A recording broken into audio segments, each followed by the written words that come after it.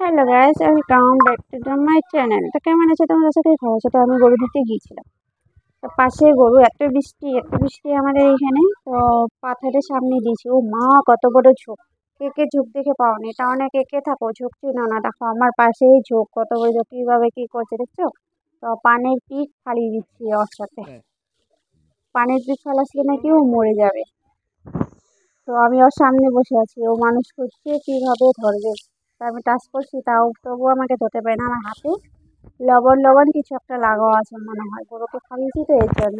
তো কি খাবে তাকিয়েছে। তো চলো আমি যাব এখন, যাবো মানে গিয়ে পেয়েছি ডিলারে।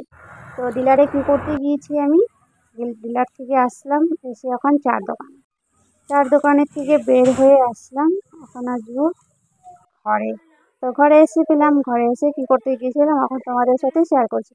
তো নাম্বার প্লেট লাগাচ্ছিলাম, লাগিয়ে সার্ভিসিং করে নিয়ে আসলাম। আজকে 1 মাস হলো গাড়ি কিনে আনা।